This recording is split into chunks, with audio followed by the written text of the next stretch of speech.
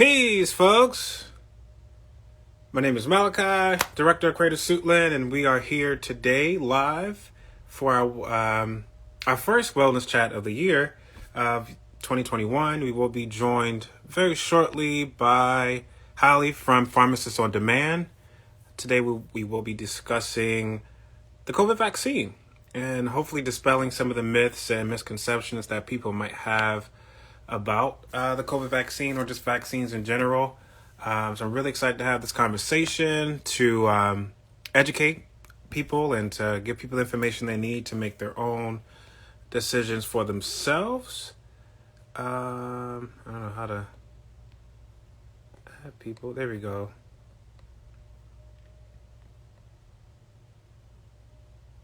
How do I request to join? That is a very good question. Let me see.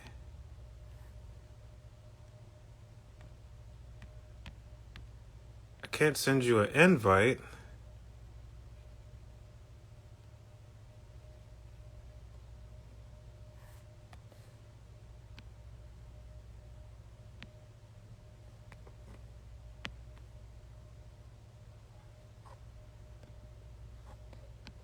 You a request. Let me know if you got it, and then hopefully that works. I don't know why this looks all different and complicated. It just says waiting for Pharmacist on Demand to let me know if that worked. It says invitation and expired. I don't know what that means.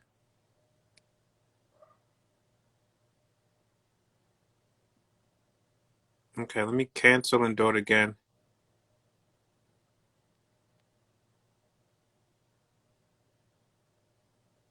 It says Pharmacist on Demand must upgrade app in order to join. So you may have to update your Instagram, it looks like. That's weird.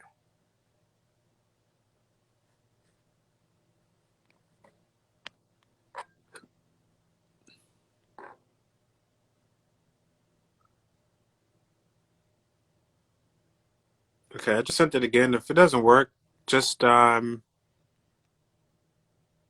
guess upgrade the Instagram app and then try it again. And then yeah, just meet me back here. We'll see. I'll try to keep the people entertained while we wait. But thank you all for joining. This is our Self-Care Sundays Wellness Chat with Pharmacist on Demand. She's having some technical difficulties with the Instagram app. Apparently she has to upgrade or update the app.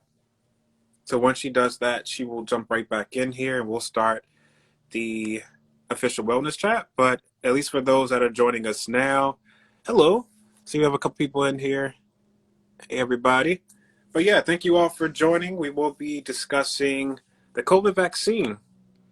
And she said, can you guys use Zoom next time? That is a very good suggestion. Yes, we've been doing this on Instagram for the past few wellness chats. That would be a good idea to expand into Zoom so we can kind of have, I guess, more of an in-depth conversation with people that are tuning in. But I guess the idea of doing an Instagram is just to make it accessible for people to view it that might not have catched it live. But thank you for that suggestion. We'll definitely take it in consideration for the next one. But yeah, so we're excited to have this discussion about the COVID vaccine because, yeah, I mean, we're in the midst of this being like a nationwide rollout. I mean, I guess it was supposed to be a nationwide rollout. I think it was kind of botched by the current administration, but I think the plan is for like the next, I want to say 4 to 6 months for people to, on a more nationwide level, to get the vaccine. So while we are in the process of, some people are in the process of receiving it, and we're in the process of still understanding what this means for our bodies and how does it affect us. We want to make sure we provide the information that you need to make the decision for yourself because it is your body. You know, you want to definitely know what's going into your body because that is a part of wellness and well-being. There she goes. Hi, guys. Sorry about the technical difficulties. I don't know what happened. It just said you need to update your app in order for me to send you a request. I don't know what that I means. didn't even know I needed an update. I didn't know that would prevent me from joining the live It happens. promptly at 1 p.m. I apologize. It is That's perfectly on me. fine. At least got everyone up to speed with what we will be discussing today. And we did have a suggestion from, it says TMH Success One. She said if we can do this on Zoom next time. I said that's a very good Okay. suggestion because we definitely want to engage with people. We just thought that Instagram would be a cool way to make it accessible for people to, I agree.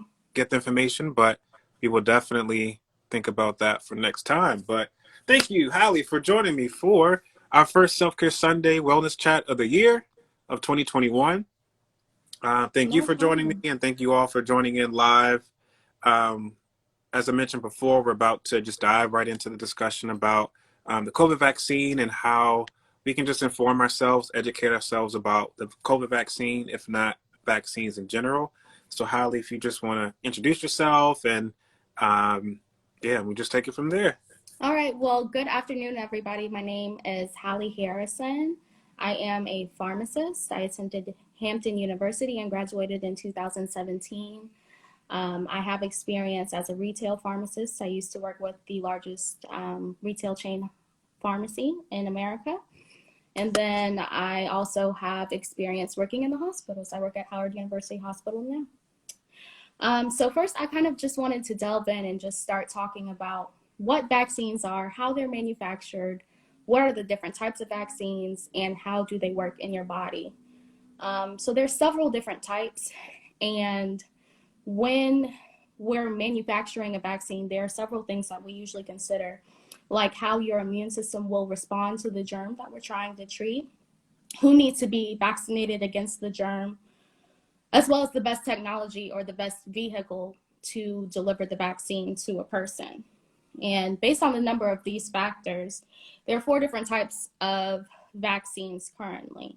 There's the live attenuated vaccines, the inactivated vaccines, the subunit or polysaccharide vaccines, as well as typhoid vaccines. So first I'll begin by talking about live attenuated vaccines. And these are weakened versions of the virus so that when they're introduced into your body recognizes the virus and can send antibodies to defend your body against your immune system rather against the virus. And they work because they contain, again, a small amount of the virus, usually a weakened version of the virus. And they're usually introduced through a suspending vehicle, and it's usually given either as a 1 or 2 dose vaccine. One of the limitations of these vaccines are that they usually need to be kept cool. And so in terms of accessibility, sometimes they may not be accessible to lower income countries where refrigerators or freezers may need to be utilized. But your live vaccines usually protect you against like measles, mumps, and rubella, rotavirus. Your chickenpox or shingles vaccines are also live attenuated virus vaccines, chickenpox, as well as yellow fever. And then there are inactivated vaccines, which is the killed version of the vaccine. They usually don't provide much immunity. They're not as strong as live vaccines, and so you may need several doses to build up your immunity to these certain kinds of viruses. So that's where your flu shots come in. We get one every year. It protects against the most 4 common strains for the previous year. There's also other versions like your polio vaccine is going to be an inactivated vaccine, as well as hepatitis A, and that's something that you usually get at birth.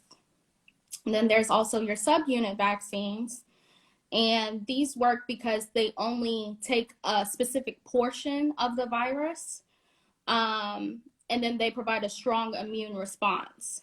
It's given to mainly everybody, and it provides more long-term protection against the virus that you're trying to treat. But sometimes you may still need booster shots. So this is going to be like your pneumonia vaccines that you get, shingles, meningococcal, as well as hepatitis B. And then there's also toxoid vaccines, which uses a toxin that's made by the germ to produce the actual disease. That toxoid is what's introduced into your body so that you can build up antibodies to provide yourself immunity against the disease. So the most common type of typhoid or toxoid vaccine, my apologies, is going to be your tetanus vaccine. And then you get a booster every 10 years. And then we have the coronavirus vaccine, which uses mRNA, also known as messenger RNA. And what it does, it uses a spike protein to be introduced into your cells so that your body can basically copy that genetic sequence, thinking it basically copies the virus. And so when the actual virus is introduced into your body, you already have antibodies to fight against the virus. Okay. So if you think about the cell cycle, it's literally like a messaging sequence, which is mRNA, basically what it stands for, and it has the code or the spike protein to basically be introduced into your cells so that your cells can replicate that specific message. So it's still mostly effective for, because I guess if people are following the news, apparently there's like a new strain of COVID-19 that is running rampant, I guess, in Europe, and then there's some cases here in the States. But will this current vaccine, still be effective on this new strain? The way that this messenger RNA works, because it uses the spike protein and we've identified the core genetic sequence to the coronavirus, it should have protection theoretically against these new variants or these new mutated shifts of the coronavirus. And I know people have concerns about how quickly this vaccine came out. But think about it like this. This coronavirus vaccine is similar. It's in the same family as SARS and MERS. And so the manufacturers were able to use previous research to basically help speed up the timeline for getting emergency use authorization for this vaccine due to the unprecedented nature of this pandemic. So once the investigators were able to find the specific genetic sequence and identify that it's in the same family as SARS and MERS, they were able to narrow down the vehicles that they were going to use in order to try and combat this virus. Okay. I mean, I think that definitely speaks to a lot of the concerns that I have and that a lot of people out there have in terms of the rate at which that this vaccine was created. And I mean, I think I saw some things about, there was an advancement in technology because, like you said, they were able to determine that COVID-19 is in the same family, like you said, of SARS and of MERS. So that kind of sped up the process in terms of understanding the virus. But I guess the thing for me was just more of not really getting that from the media, not understanding that through, all we just know is that, okay, the vaccine is coming out in 2020. Right. Like, how? How? And especially just coming from, without going too deep into it, just our understanding and, I guess, trust issues that we might have with the government or doctor-patient relationships and not getting the full story of understanding how does this affect our body on a short-term and long-term basis, which goes into my next question. I guess, how does this vaccine just compare? I think you talked about it a little bit, but how does this COVID vaccine, compare with other vaccines in terms of getting the first shot, or I think it's the first 2 shots that you receive, and what is the efficacy rate when you receive it the first time, the second shot, and I guess what happens after the second shot, if there's a schedule for that? So the way this coronavirus vaccine works is that it uses messenger RNA, and it basically has a copy of the genetic sequence, and it uses that message basically to be introduced into your cells so that your cells can replicate that same message and provide immunity to you against the virus. And they are able to achieve this without introducing either a weakened version of the virus or a toxin of the virus, it's not actually introduced into your body. You're just using a specific genetic sequence so that you can quickly build up immunity, is the theory, quickly build up immunity to the virus. So both the Moderna and the Pfizer vaccine have 2 doses. After you receive the first dose, according to both clinical trials, you have about 60% of efficacy. You have about a 60% chance that you are going to have immunity to the virus. And that's when we introduce the second dose to provide up to 95% efficacy, according to the clinical trials. Now, for Pfizer, you will receive your second dose after 21 days of receiving your first dose. Oh, wow. And Moderna, you receive your second dose after 28 days. Usually, generally, with the way vaccines work, it takes about 2 weeks for you to build up your immunity. We're seeing it a little quicker in terms of providing some immunity benefit after you receive your first dose with this new mRNA technology. But I will say, as a disclaimer, the way that these clinical trials were set up, the lead investigators concluded that immunity means that you aren't suffering from any complications of the virus, whether it's heart failure, stroke, dyspnea, shortness of breath, things of that nature. So in terms of it providing true immunity, meaning that you won't have an asymptomatic version of the virus, that was not determined while performing these clinical trials. All right. The main purpose of this vaccine is to prevent the clinical complications that are associated with this virus and to improve morbidity and mortality. So that's still the reason why you see people that might still be infected with coronavirus after their first vaccine, again, because it only provides 60% effectiveness after the first dose. You have to receive your second dose to be considered fully immune. As well as you still have people that aren't vaccinated. You might be carrying an asymptomatic infection because it's not, again, these weren't tested to see if the illness is presented. These were specifically manufactured to prevent complications. So that's why you still need to wear your masks. That still is very, very effective against transmitting the coronavirus disease.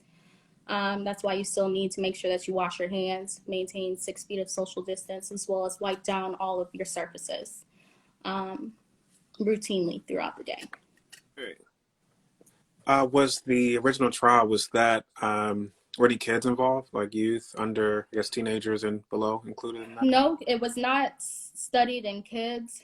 It was not studied in pregnant women. It was mainly healthy adults between the ages of 20 and 60.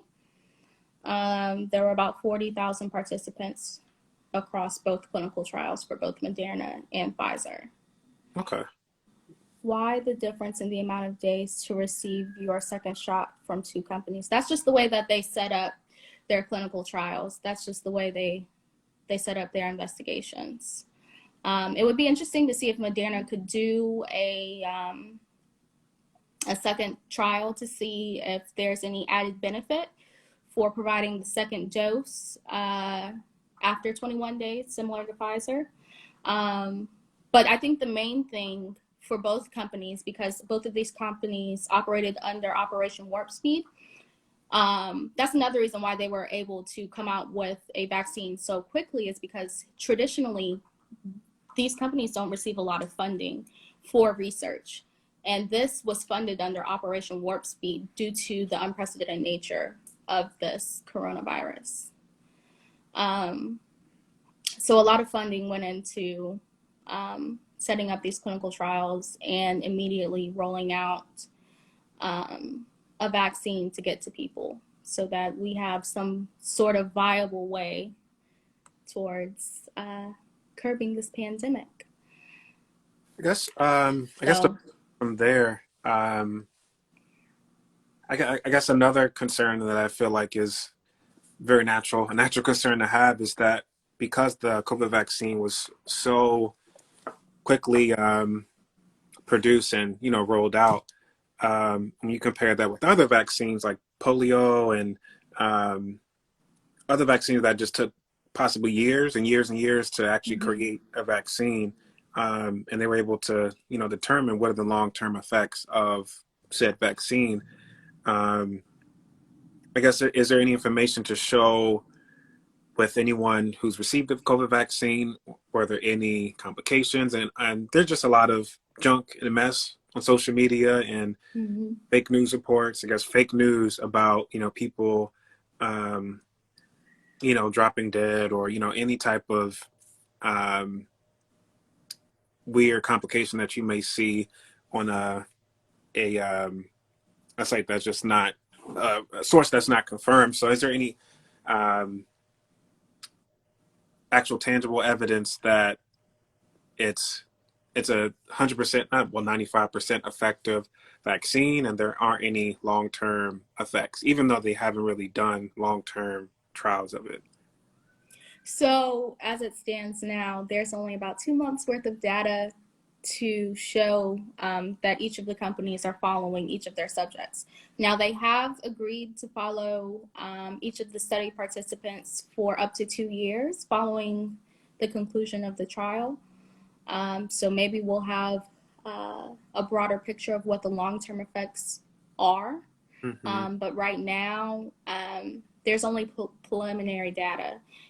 So I'm not really able to speak to what the long-term effects of the virus are. I don't, or let me say, I don't feel comfortable because we only have 2 months worth of data. Yeah. And usually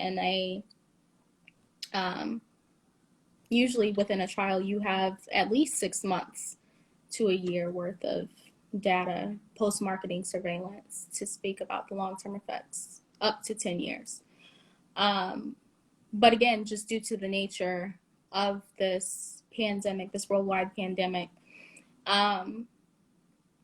based upon the previous research during the SARS and MERS epidemics, as well as due to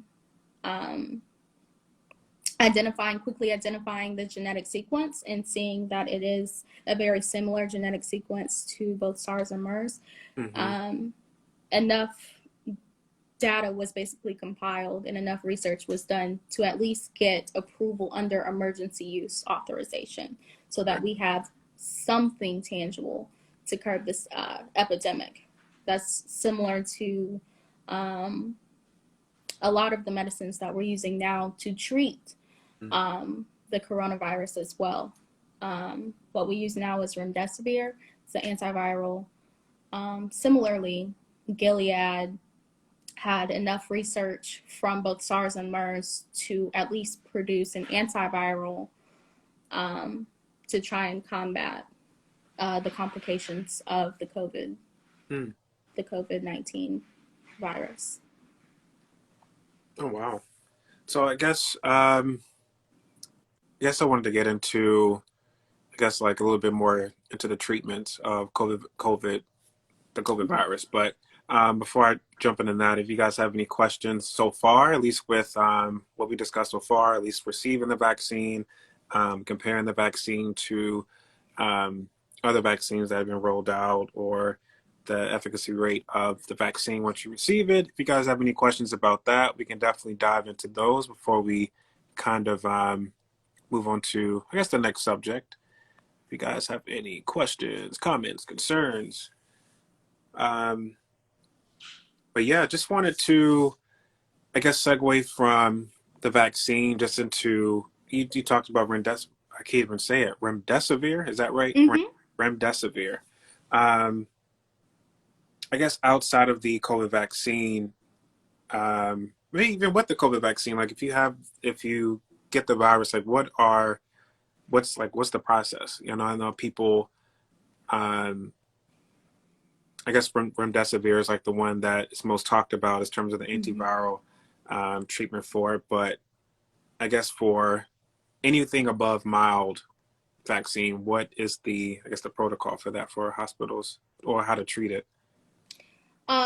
So immediately once you have a positive test, PCR test for coronavirus, we immediately begin looking at the patient's vitals. The main thing we look at are the renal function and the liver function to see if you're going to be a candidate for remdesivir. There was a large clinical trial done by Gilead to see how effective the patients receiving remdesivir, how successful their outcomes are, meaning does it prevent morbidity, meaning complications, does it prevent mortality, death, Hmm. and what are the long-term effects. We still don't have the research regarding the long-term effects for patients that receive remdesivir treatment, but it has about a 90% efficacy in preventing complications for patients that are infected with coronavirus. Um, so as long as they don't have end-stage renal disease, or as long as their liver function enzymes are not 10 times the normal upper limit, they're candidates to receive remdesivir. You get a one-time loading dose of 200 milligrams, and then you get 4 additional days of treatment of 100 milligrams for a total of 5-day course of therapy on antivirals.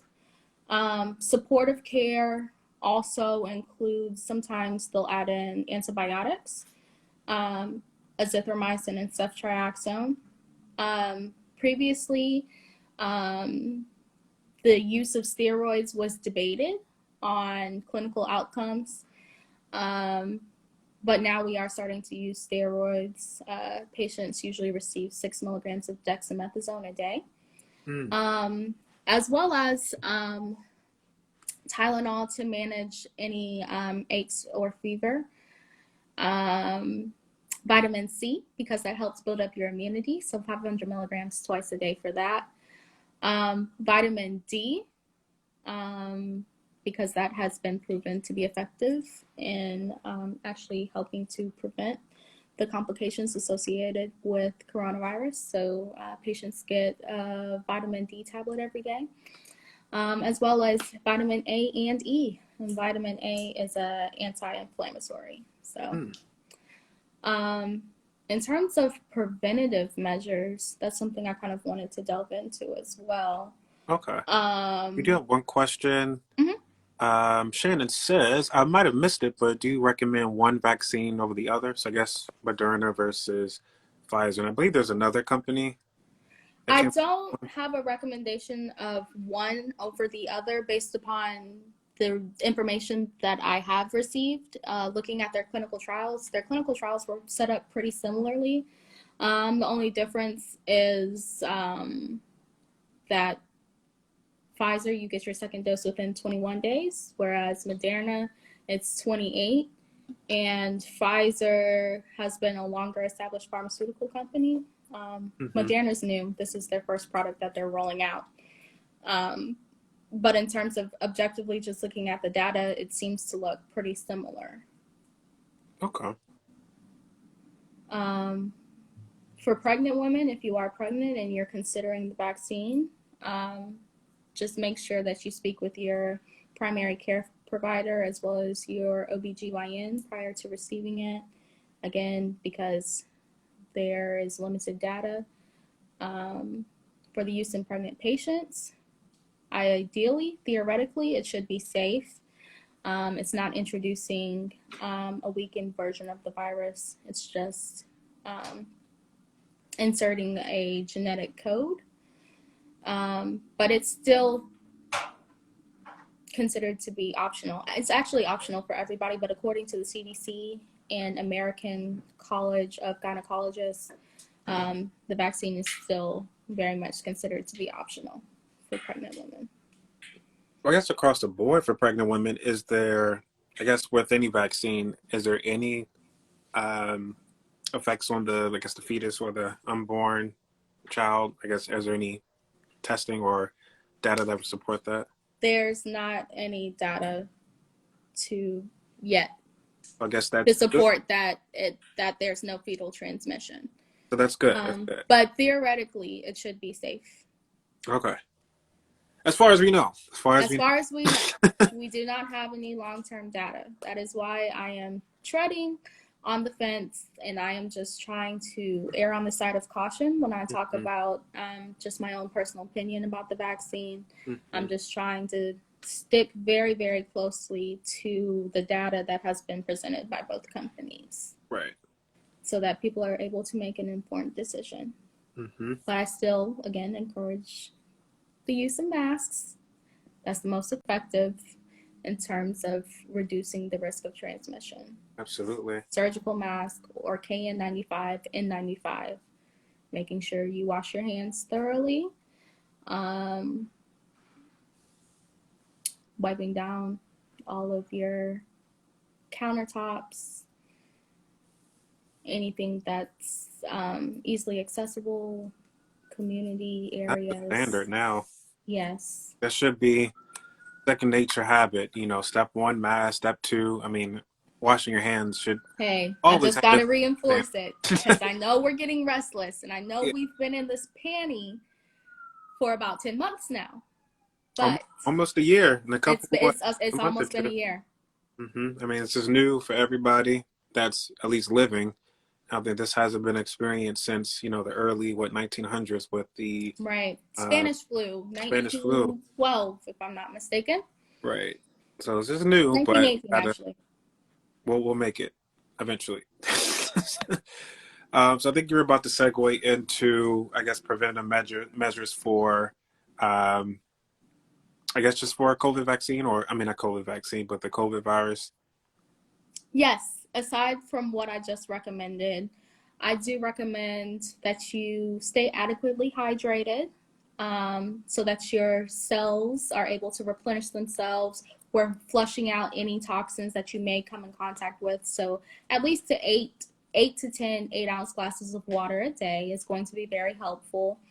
Vitamin C, that is something that we do give each of our patients in the hospitals, 500 milligrams twice a day for vitamin C. Honey, tea, like herbal teas with honey, as well as lemon, those have shown, there's numerous studies to show that there are both anti-inflammatory effects as well as astringent properties for both lemon and honey that actually help fight against any type of virus, whether it's a common cold or COVID-19. One other interesting thing that I found was that pineapple actually contains another anti-inflammatory that we call bromelain. But people that have COPD or asthma, as well as coronavirus patients, have been seeing doctors actually recommend eating pineapples or drinking organic pineapple juice to help fight against the virus. So far, I've recommended vitamin C, pineapple juice if you have it, making sure you drink plenty of water and stay hydrated. I'm also going to recommend a multivitamin because that's going to contain your vitamin D that you need for the day, as well as A and E. And those are vitamins that we actually give each of our coronavirus patients inside of the hospital. And you're also just going to get your daily recommended values of each of your vitamins and minerals that you need throughout the day. So both of these, or I guess everything you listed, are preventative measures against coronavirus, and then measures that you can take if in the event you do test positive, I guess. Okay. Another preventative that I like to recommend, preventative but not treatment, is going to be elderberry. It is a great. Got mine right here. Whether you take the gummies, whether you take the pure liquid, I strongly recommend elderberry. It is a great way to help build up your immune system. Now, I say all that to say, now if you do become infected with the coronavirus, there is preliminary data to show that elderberry is not recommended if you have any type of respiratory illness. It can actually cause further inflammation of your lungs. It can cause what we call a cytokine storm, which those are the anti-inflammatory markers that come and attack a virus. Wow. But it can basically go into overproduction or overdrive and cause actual inflammation, because you are trying to stimulate your inflammatory markers to eradicate this virus. Okay. So it can have actually an opposite effect if you potentially have coronavirus. So That's really good to know. That's really good to know. preliminary data, small case studies, not any large clinical trials. So I will try and follow that more closely and see what the long-term effects are. But I thought that was interesting, so I thought it was worth bringing up. That is really interesting. I didn't think that pineapple, I didn't take pineapple into consideration. Now I think I'll look at it differently. Stock up on your pineapple. That's really good to know. And your lemons. I guess to go right along that path of preventive measures, and if in the event you do test positive for COVID, I guess what are the ways to repair your body after COVID-19? Like if there's anything that's proven to show, I guess I know that there's like a calendar of just the rollout of COVID, or I guess how it affects your body. And then I think on day 7, it's like the worst day. And then after that, it kind of drops off, or whatever that schedule is. But is there anything to, just heal the body, help the body repair itself after it's gone through that whole thing? So far from what I've seen, making sure that you're hydrated. Hydration has been a huge thing. Absolutely, the amount of IV fluid and free water that we go through in the hospital is absolutely insane. So make sure that you are overhydrating if you do, in fact, become infected with COVID-19. Making sure you have plenty of Tylenol to help, again, manage your fevers, help manage your aches and pains. The max is 4 grams, 4,000 milligrams, 4 grams a day. So you're able to take about somewhere around 6 pills a day.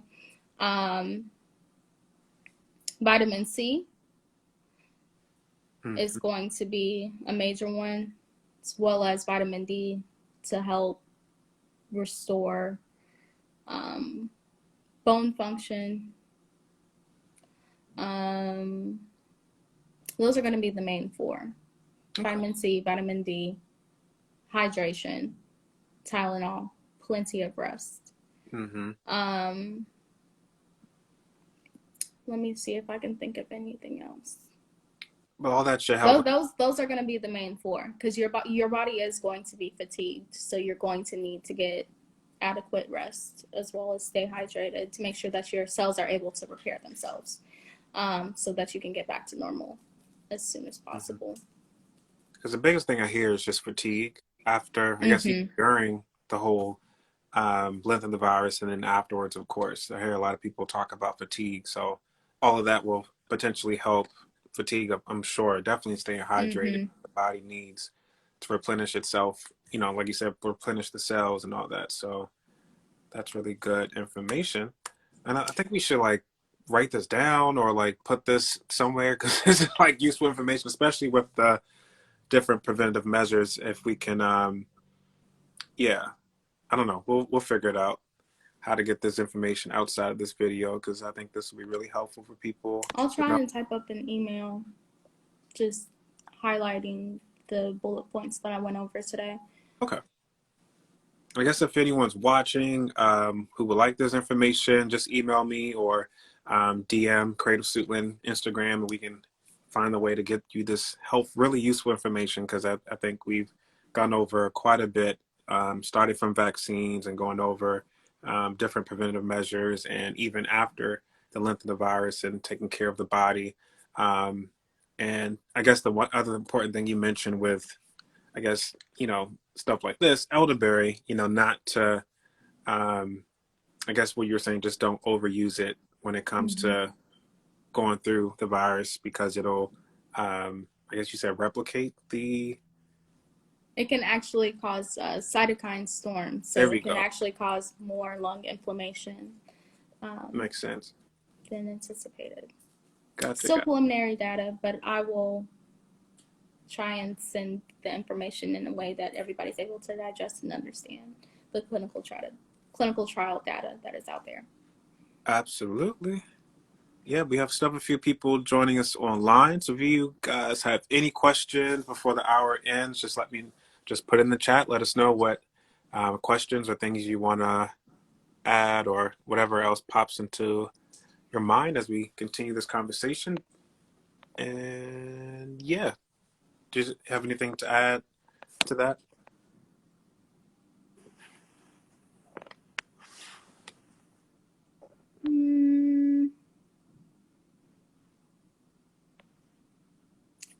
No. Are there any additional questions? Let me see. What got me the question? Let's see. We went over the different types of vaccines. Mm-hmm. We went over the clinical trial information. What's too much elderberry?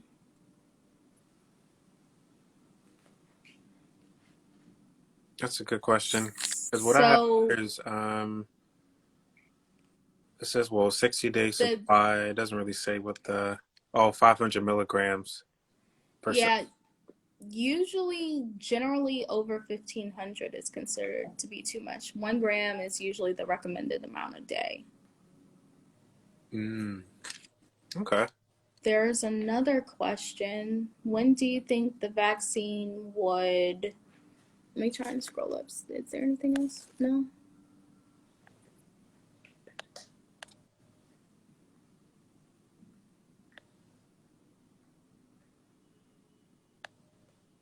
Yeah, I think our question got cut off.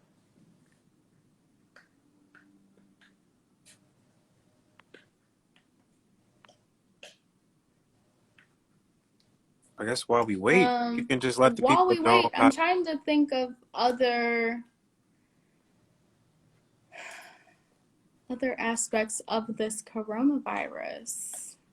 Yeah, I feel like we almost covered everything because I think this is like our second or third conversation This about is our second or third coronavirus. discussion I'm about. honestly tired of talking about coronavirus, but it's I feel like our still life is here. consumed by the Rona. We're still So here talking about it, but yeah. I'm just thankful to be here, honestly, and I'm Hmm. I'm happy to see the amount of progress we've made in terms of trying to contain this virus Yeah. because entirely too many lives have been lost. You know, almost 300,000 deaths. Yeah. That's What the could have been number one prevented. leading cause of Americans right now, as we Hmm. know it. And the most deadly days have been, in the later weeks of December. So I'm just glad that we have, just a semblance of hope and we have some progress that's being made in terms of containing this virus. Yeah, definitely. When when would the vaccine be given? Oh, are you talking about are you guys asking about what the rollout timeline is? She says to children, would the vaccine be given to children? It has not been studied in children. So I'm not sure. Right now, the thought is that first, elderly patients and healthcare workers are going to receive the vaccines first, and then adults over the age of 18. I don't believe either um, Moderna or Pfizer studied um, how the vaccine would affect children. I guess something to Um, clarify with children. I mean, I think we understand that children are affected the least by the COVID virus, um, at least the effects of it. We, they're going to be more likely to be asymptomatic. Now, they right. might be carriers, so But I the think that, thought is to vaccinate the most vulnerable first. yeah, I was going to say, I guess to So, kind of dispel, I don't know if that would be considered a myth, but they still can be, carriers and they can just pass it just They as can still easily be as an adult. carriers. Okay. Mm-hmm. So I guess I kind of in my head goes to the next thing. Will it be a required vaccine, just like any other vaccine for kids when they go back to school? And hopefully September when they actually go back in person, hopefully that happens. But um, I I know think that's a concern for me is if kids will have to unfortunately get the vaccine, if that would be like a required thing for kids to go back it's to school. it's still very much optional, which I'm glad. And I think due to the preliminary data and not necessarily having more long-term data, I don't see them making it a mandatory vaccine for children. What about adults? Um, You think anything shows that it might be mandatory for adults? Like maybe at a workplace or maybe for schools, colleges? I would hope not right now while the data is still so preliminary. 2 months worth of data is not enough to make a mandate for everybody to receive a vaccine. Absolutely. Um, I think we need some more long term Hmm. 3 to 5 year data before they make it mandatory. Because flu vaccinations aren't even mandatory in most spaces. Now, if you work in the hospital, it's going to be mandatory, Right. but even the flu vaccine isn't mandatory. It's helpful to know.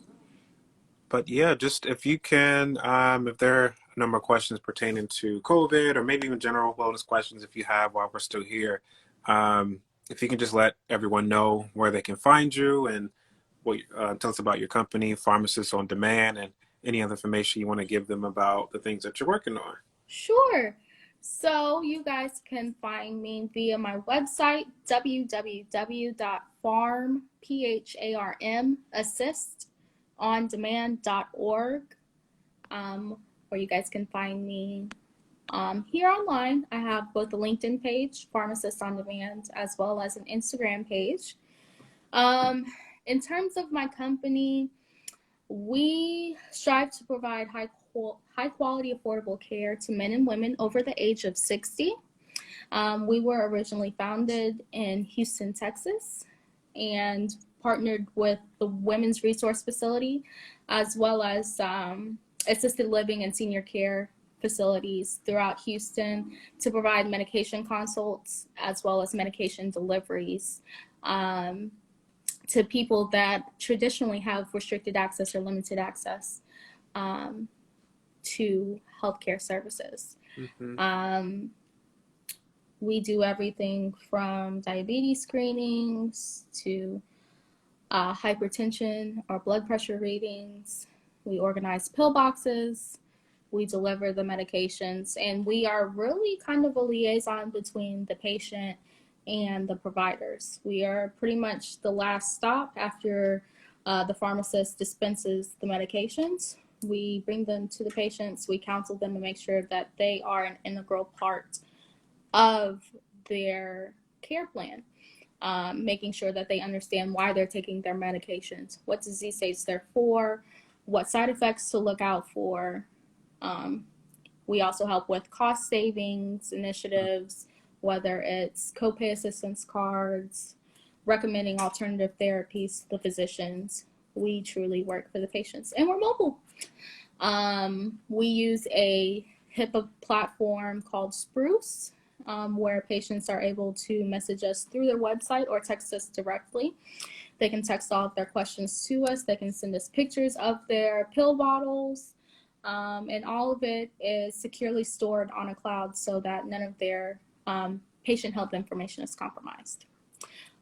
Recently, I had the opportunity to speak with a few Xavier University of Louisiana pharmacy students. They're in their 4th year, and I was able to partner with 2 students to expand my services to Mississippi. Oh, wow. So we will now be working on launching our initiatives in Mississippi as well, so that we are able to um, reach more clients. Right now, the areas that I do service are Maryland, DC, Georgia, and Texas. Those are the 4 states that I'm licensed in, so that's where I can legally counsel patients.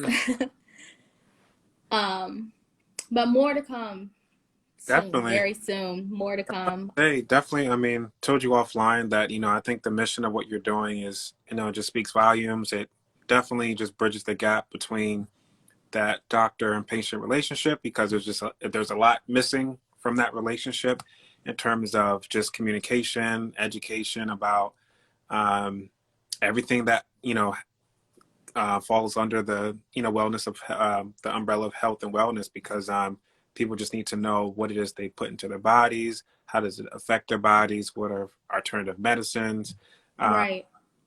what are other ways that you can support the Treat your body. disease state. Yeah, Right. Preventative health is what I like to focus on. there we go. Preventative health. I think that more encompasses something that I'm attracted to versus going to a doctor and they just say, okay, your only option is option A, and then there's no Right. B, C, D, E, F, G. Everything else Right. can help Right. you improve your health. Because I had to learn the hard way, and I don't want other people to. I think supporting what you do, it just helps people along the way to not have to go the long route to to better their health. So definitely support it, and I'm really excited to keep partnering with you, Creative Suitland and Pharmacists on Demand, to keep doing what we can do to educate people on their health and just keep the conversation going. Yes, and increase access, especially in the Black community, Absolutely. to wellness resources. Um, I enjoy having these types of conversations, especially bringing light to important subjects that may not necessarily always be discussed in our Mm-hmm. community, and making sure that our people know that they have a resource that they can go to Yeah. um, Yeah, for exactly. So with various. that, if you all have any questions, if you're watching this live or if you're watching the replay, please reach out. Just send us a DM or email us um, to get information about what Pharmacists on Demand is doing and what they plan to do in the community. And of course, we will definitely have you back in whatever capacity, whether it's on Zoom or IG, to keep the conversation going. Um, I will add that we have some really exciting programming coming up. I mean, I don't want to brag, but I got to say, we have our, of course, our Self Care Sundays programming continuing. Today we have, I'll be leading a yoga class at 4 p.m. So if you're interested, jump on into the Zoom and enjoy the sounds of, we're doing a versus battle. So Erica Badu versus Drake. So the whole Ooh, playlist is curated to that. We also have our Writing to Wellness series, which a lot of our wellness programming was sponsored by Target, which is something that we're really excited about for this year because it allows us to pay the artists what they are worth and what they are facilitating the work that they're doing, and allows us to drop the prices of our classes so they're $1 minimum. So just donate $1 at least to join the class and then enjoy. Um, I did want to say that later this month, next month, we're launching a new series called Let's Get Healthy, which is a really informative program session, which is just about just comprised of like different ways to better your health. So yoga, meditation classes, stress management workshops, healthy eating lessons, group discussions, and many, many more ways to improve overall optimal health. So physical health, social health, financial health. I think I said physical, mental, spiritual, the whole 9 yards. So if you want more information about that, simply just go to our website, check us out. And yeah, the website is creativesuitland.org. If in case you guys didn't remember, should be, well, I didn't put it in the chat, but you just go to our Instagram page, boom, it's there. Alrighty. I feel like that's enough talking about ourselves. Um, yeah, I want to thank you again, Holly. This was super fun. Well, fun, thank you. more I so always enjoy informative. chatting with you. Absolutely. And we'll do this again soon. If you guys have any suggestions about what you guys want us to cover next time, send either me or Malachi a DM, an email, and we'll see to it that we cover the topics that you guys want us to cover. Yeah, definitely. I mean, as we progress through this pandemic, please just send us whatever information that you want us to discuss, whether it's pertaining to the vaccine or to the COVID-19 pandemic or anything else that is much needed information that we need to kind of just put out there. Definitely let us know. Feel free to reach out to us. We are friendly people, so we'll love to communicate and talk with you all. So with all that being said, peace and blessings to you all. I feel like I'm ending a yoga class, but you know, that's what we do. Peace and blessings to you all. Thank you for joining us for Wellness Chat. Feel free to jump into my yoga class at 4 p.m. if anyone's interested. It's only $1 minimum to register on Eventbrite. Hey, join me. But yeah, peace out, folks. Thank you, Holly. Talk to you No soon. problem. You guys have a blessed day. Already. All right. Take care.